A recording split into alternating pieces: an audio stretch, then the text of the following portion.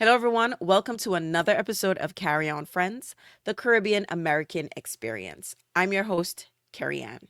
I started Carry On Friends in 2013 because everything I believed about work stopped making sense all at once. Up until then, I thought I had it figured out. I worked hard, I kept my head down, I didn't get into any mix up, I didn't get into any trouble at work, I did good work. And because of all of that, I was told that you'll be rewarded. That's what I was taught. I didn't know any other way. That's what I believed. And up until 2013, I thought that was working.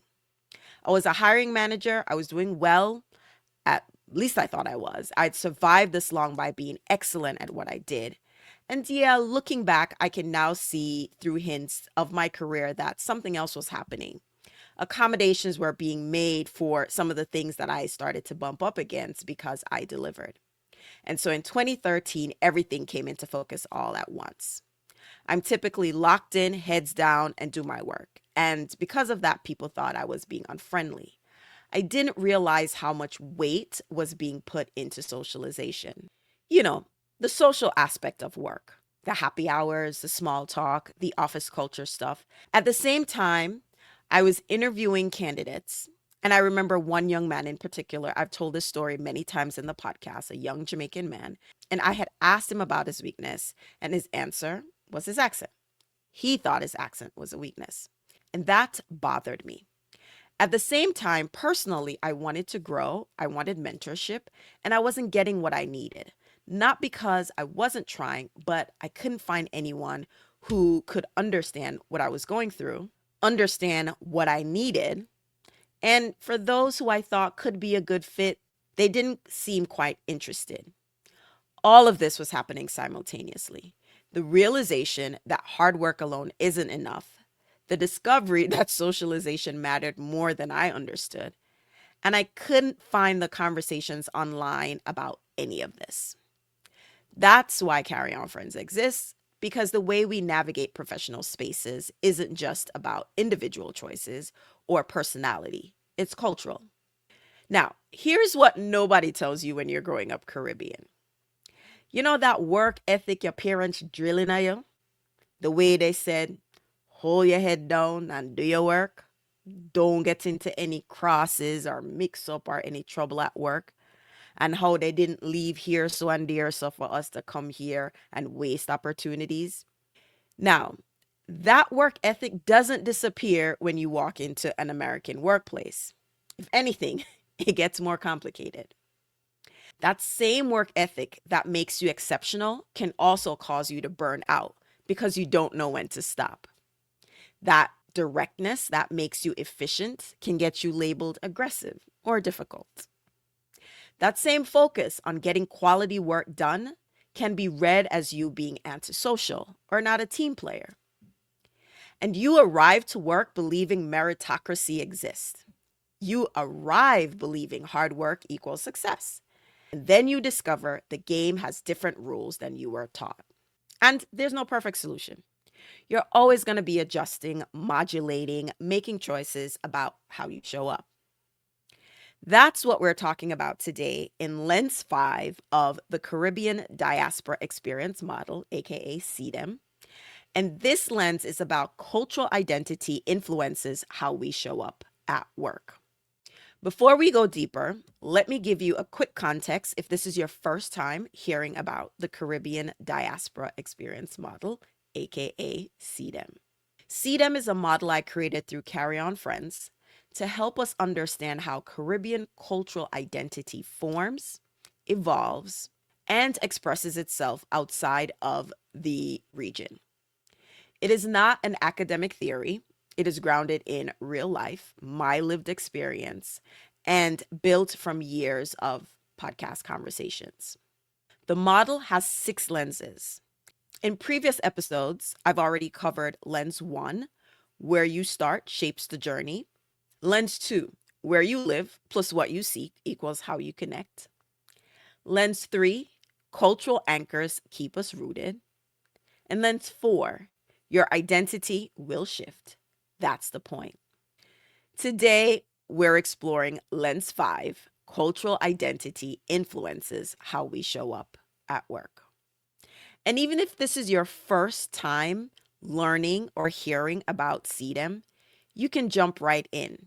Because if you've ever worked a job, you've experienced this lens, whether you knew it or not. Okay, so diving in, I want to talk about what this lens shows us.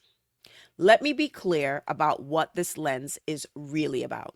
Lens 5 says culture shapes how we work, not just what jobs we choose or what industries we choose to go into, but how we approach work itself, how we think about success, how we navigate professional spaces, what we're willing to sacrifice, who we think we owe. And all of this starts way before we ever have a job. Most of us learned how to work by watching who woke up early, who carried multiple responsibilities without complaint, who sent money back home, who held things together even when it was hard. Work wasn't framed as optional. Work was survival. Work means stability. Work was justification for migration because most of our families left wherever they came from in the Caribbean for a better life. And that means better jobs, better work. So, from an early age, many of us absorbed messages like education is non negotiable, hard work equals good character. Your success reflects on the family, and each generation is expected to do better than the last. And those messages become the foundation of how you and I approach work. The migration stories, all the complexities behind our individual families' migration stories create invisible pressure. Achievement isn't just personal, it is collective responsibility. So, when Caribbean people enter professional spaces, we often arrive with this foundation: a very strong sense of responsibility, a deep fear of failure, an internal belief that quitting is not an option. And here's the double edged sword: these all create exceptional professionals, people who show up, people who deliver, and people who don't quit easily. And so that work ethic that creates exceptional professionals also creates people who don't know when to stop, who can't set boundaries because we know the sacrifice. People who measure their worth, our worth, my worth by productivity.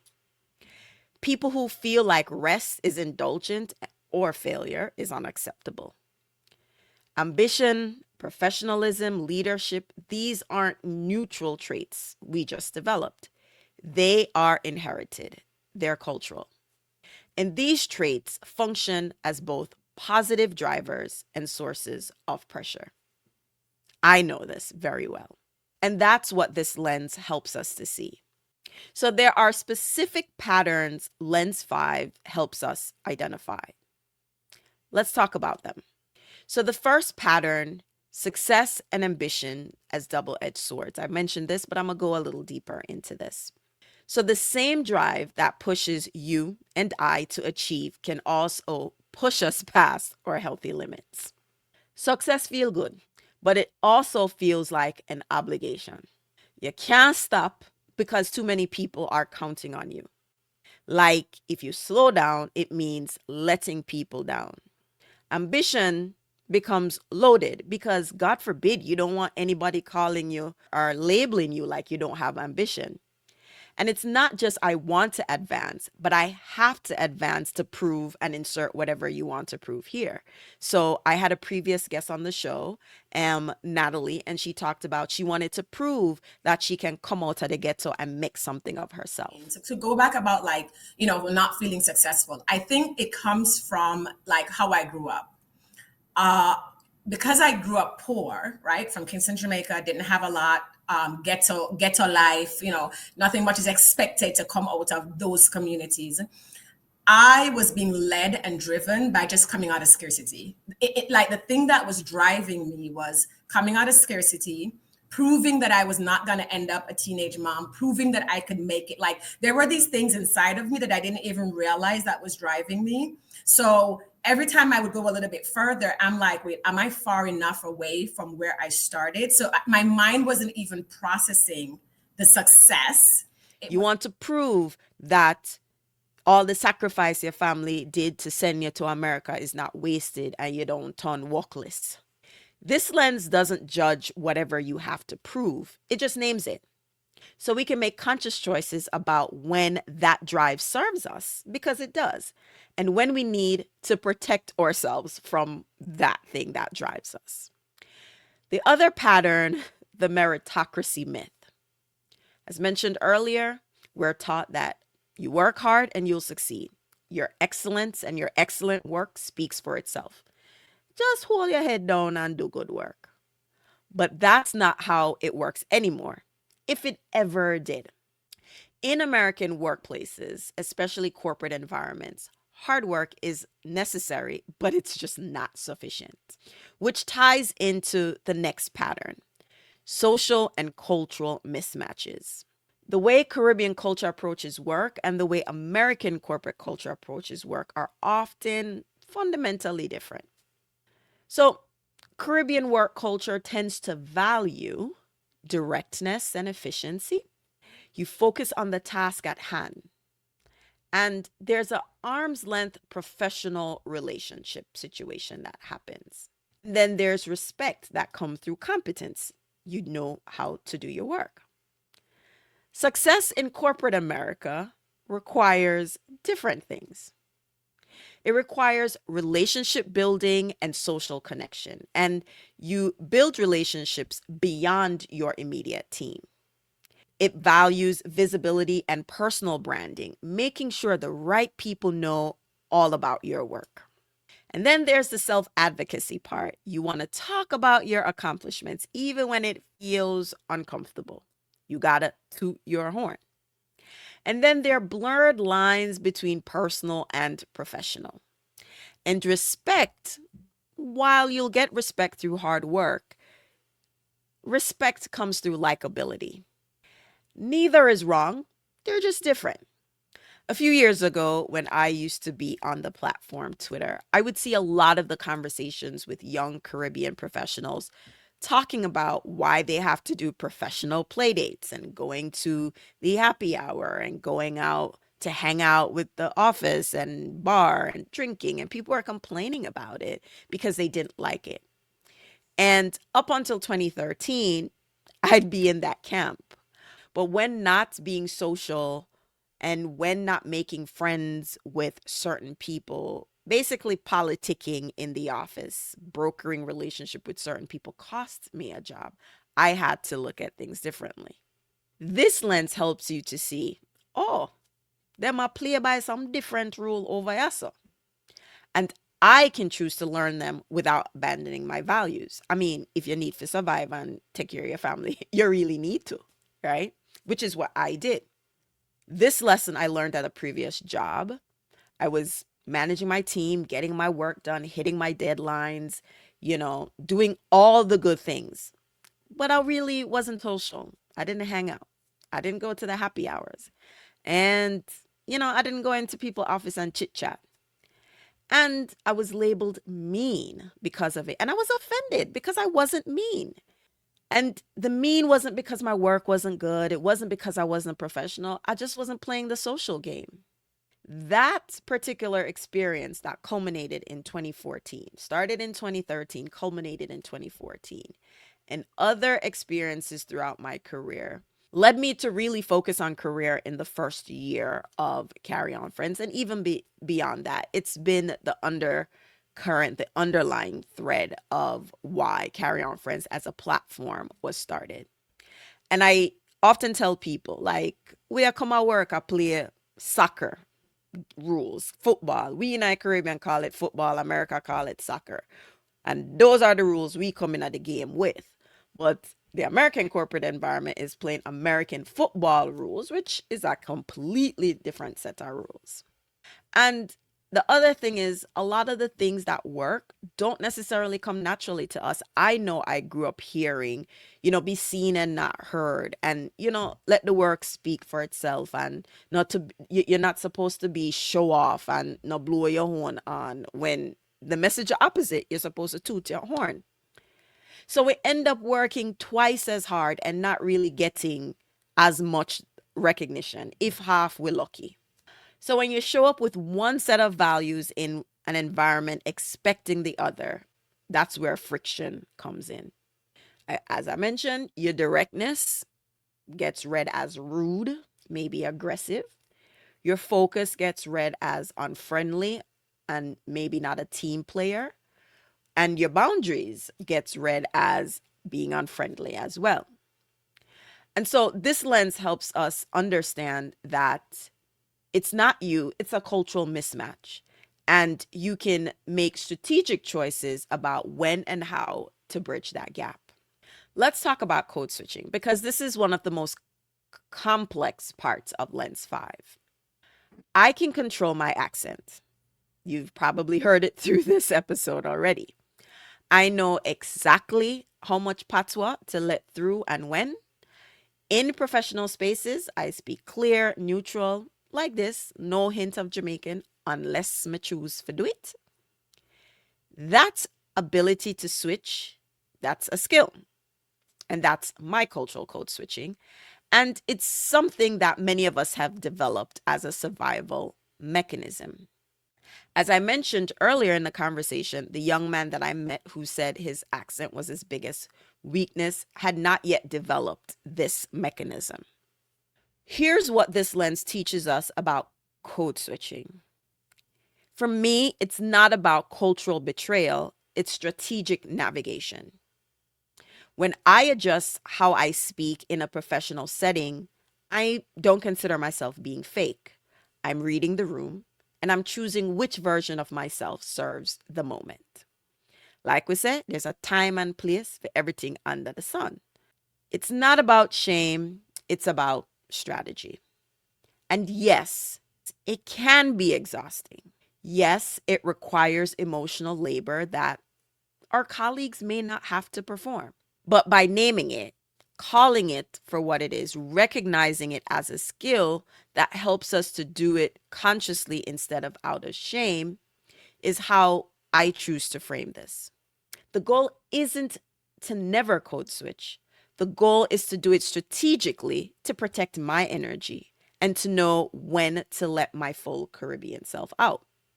The next thing I want to talk about is achievement as repayment. Now, when I went to school, I got a lot of awards for my academic success in school, for my performances in moot court, mock trial, and I gave all those awards away to my grandparents in Jamaica. So when I went to Jamaica and I would see them on the wall or the whatnot, the Jamaicans know what I'm talking about, I'd be like, oh my gosh, because I forgot I got those awards because I gave them away. In my mind, I was like, they deserve these rewards because they sacrificed so much to help me when I was going to school in Jamaica, to take care of me. Even when I moved to the US, they were still doing a lot from what they had in Jamaica. So, yes, they deserve this award as my thanks to them for sacrificing so much. And the thing about it is that when you get these awards, it's like on to the next. So I don't even, it's not that I don't appreciate it, but because I gave it away, it's like I got to keep working to keep proving and I had to keep achieving because my achievements was an homage and a repayment to them. Not that they asked me for it, but because I know they deserved it because they did so much. So for Caribbean professionals, success is framed as paying back the sacrifice. The degree or awards isn't just yours or mine. It's proof that whatever it is, all the hard work was worth it. Your promotion isn't just professional advancement, it's honoring what your parents, grandparents, auntie, uncle, everybody gave up. Your salary isn't just income, it's sometimes literal remittance, financial support going back home. All of this creates a specific kind of pressure that people without migration stories don't carry. And again, this can be motivating, but this can also be crushing. This lens helps us see the pattern so you can decide where is this serving you and where you need to set boundaries. So, why do naming these patterns matter? Because when you don't have language for what you're experiencing, you think it's just you.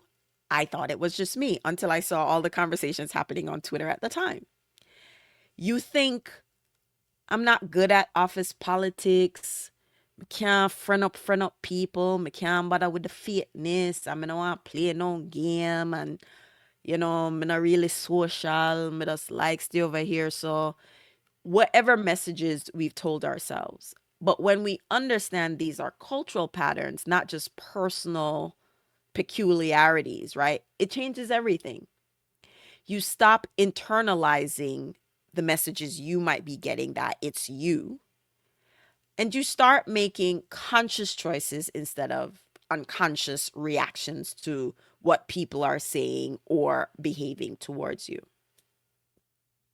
You begin to recognize that, oh, this is a cultural value mismatch. And you can choose how you want to navigate this without thinking you need to fundamentally change who you are. And that's what I did at the job after the one where I had this discovery. And here's what Lens 5 gives you. It helps you identify pattern recognition versus personal failure. When you see that other Caribbean professionals are experiencing similar tensions, you realize it's systemic, it's not individual. And that takes the shame out of it, right? You begin to think of, all right, there's just a mismatch and I need to figure out a strategy to survive at work, or to not survive, but thrive in my own way. You become conscious about modulation, right? You're always going to be adjusting, you're always going to be modulating how you show up based on the environment. But there's a difference between doing that consciously and understanding what you're doing and the why behind it versus you're doing it out of some kind of fear that you might lose your job or some kind of shame. This lens also helps you make strategic choices about when to set boundaries, when to push back, and when to adapt. Because we can't be too rigid. That's just the reality of it. Again, we want to work, we need to take care of our family. Then we want to focus on what we can control. We cannot change corporate culture. You can't make every workplace honor your Caribbean values. And we can't create the perfect environment where you never have to adjust, right? That's not the goal here. The goal is understanding your patterns, your responses, and your choices about how you show up. You get to ask yourself, where are you overworking because of cultural pressure versus strategic choice? Where are you avoiding necessary relationship building because of cultural messaging? Because you need to build relationships at work. You can't avoid all of them. And so this lens helps you identify what you can actually address about how you operate. And here's the important thing that connects lens 5 to lens 4. This all will look different as you age. How you navigate work in your 20s is going to look different in your 40s. It's going to look different in your 50s or your 60s. Your relationship with ambition changes. Your willingness to modulate or to flex based on the environment changes. Your priorities shift. Also, you're tired, to be quite frank. The bottom line is that this lens evolves with you, just like your cultural identity evolves with you. So, a quick reality check. I want to be honest about something. Understanding all of this doesn't make it easy. I'm telling you from experience. It doesn't make it easy. You come back to this because it's like it's our default mode and we can have an understanding, but it's going to take a while to even work to address. And, I don't even know how to call it, right? You can work on it, you can figure out a solution, and then something happened and you're reset. It's not something that goes away. So it's something you are usually working on. I continue to learn this, right? It doesn't give you a perfect solution. It doesn't mean you'll find the ideal workplace, where you never have to adjust, right? Work is work. Work is filled with people. There's always something that's going on. You're going to be tired sometimes of code switching or modulating at work, different versions of yourself showing up. It gets exhausting. Navigating cultural mismatch takes energy. You're putting a lot of energy to show up a particular way. But knowing what you're navigating, that's what's helpful. And having language for it, that's what's helpful. Making conscious choices instead of feeling like you're failing, that's what's helpful. Here's what took me years to understand, and this lens helps to make clear. The same cultural background that creates workplace challenges also creates incredible strengths. And if you don't know, let me name some of what Caribbean professionals bring. Adaptability. We've been navigating multiple cultures our whole life. Let's put a star beside this one. Resilience. We have it. Because we come from people who've survived and built something despite everything that they're going through. However, I believe we try to over index on resilience too much. And I won't go into it here. I'll do it another time. We bring collective thinking. We understand community and collaboration very deeply. Resourcefulness. We know how to make something from nothing. Leadership without titles, because in our families, you lead when needed, regardless of what official title or position you hold. And because of our multiculturalness, we see different perspectives that a lot of our colleagues may not have or experience. And these aren't just nice traits, these are professional assets. And you don't have to choose between being Caribbean and being successful. You all know this, right? I don't have to tell you, I already know. The lens isn't about survival, right? It's about transformation. It's how you thrive in the environment that you're in, or you find a way to thrive in the environment that you're in. Bringing it all together, here are 3 things to remember from Lens 5. Number 1, your work ethic is cultural inheritance. You honor it and you set boundaries. Remember, you don't have to prove yourself to everyone. Easier said than done. Success doesn't always mean working the hardest. Easier said than done. Sometimes it means working smartest. Easier said than done. I acknowledge those things, but it's true. Number 2, the meritocracy myth is real, but we have to learn to play the game. Hard work alone won't get us there. You have to be visible. You have to show up to some of the social events, even if it's for a little 20 minutes. We all know how for sure we face a little bit. So let's apply it to work. We have to build the relationships and learn who the players are. I know when I like for friend up and kiss up, but it or some our success at work and taking care of our family depends on it. You want to advocate for yourself. Say, I did this, even when it feels weird, right? Remember, we can't bring soccer rules to the NFL game. We have to learn to play the rules. And every industry, every job has a different set of unsaid rules, and we have to learn them. 3, code switching is a superpower, not a betrayal. You're not being fake when you adjust at work. You're being strategic. Do it consciously, not out of shame. You can protect your energy, and sometimes you can let your Caribbean self out. I know this part is difficult given where we are, but let your different perspective be your strength. So as we wrap up, CDEM Lens 5 helps us understand that 1, culture shapes how we show up at work. This isn't about personality or individual choice. It's about inherited values, migration stories, and cultural messages about what work means. The way you and I approach work was taught to us long before we had jobs. And understanding that helps us see why we operate the way that we do and to help us to make conscious choices about what we keep and what we adjust.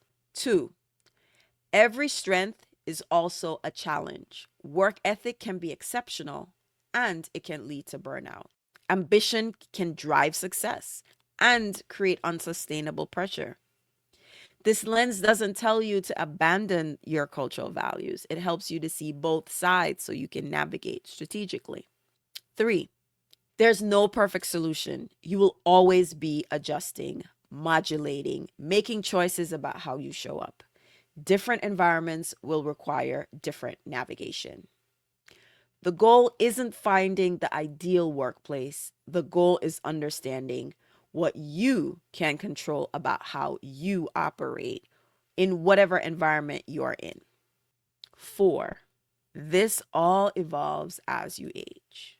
How you navigate work at different life stages will shift. Your priorities change, your leverage changes, your willingness to code switch or the boundaries you set change. In Lens 4, we talked about your identity shifts. And so when your personal identity shifts, your professional identity will shift too. And that is all normal.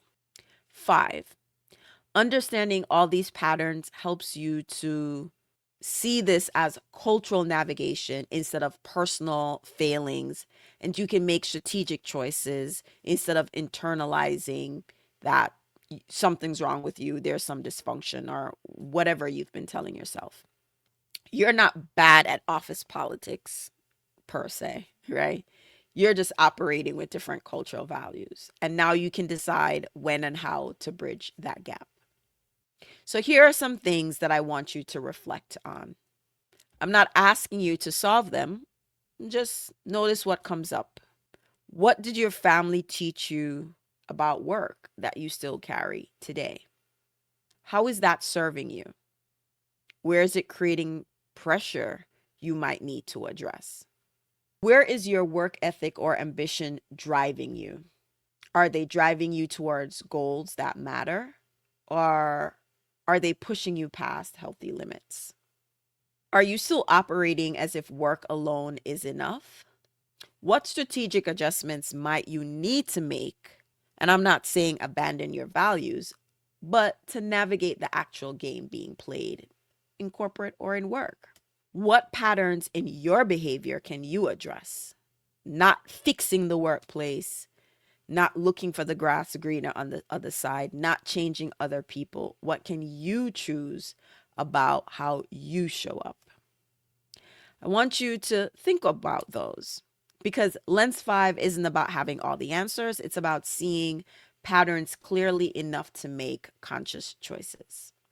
And so, in closing, here's what I know for sure: the way we work, the way we show up, the way we carry ourselves professionally, that's not separate from our Caribbean identity. It is our Caribbean identity in action. And the more we understand that, the more we can leverage it instead of hiding it. My culture, our culture, is not a liability in the workplace. It's our foundation, it's our strength.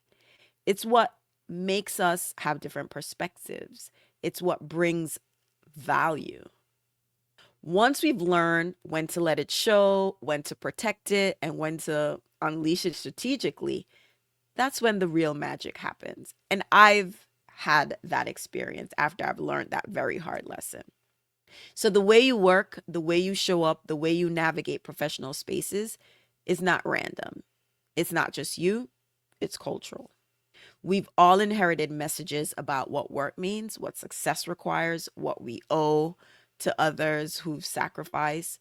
And those messages created wonderful strengths and at the same time, very complex pressures. Understanding this doesn't make it easy, but it makes it clearer. You can make conscious choices about when your cultural approach serves you and when you need to modulate. And, you know, it's a reminder that we don't have to fit perfectly into to certain spaces or every space. And so, with that, thank you for listening to this episode of Carry On Friends on CDEM, Caribbean Diaspora Experience Model Lens 5. Our cultural identity impacts how we show up at work. And so, if you have any questions, if you have any experiences at work that you would like to share, comment on this video. If you're listening to the audio, you can reach out on social. We're at Carry On Friends. And I'd love to hear your work stories, lessons you've learned, and other things you'd like to share. And so until next time, walk good.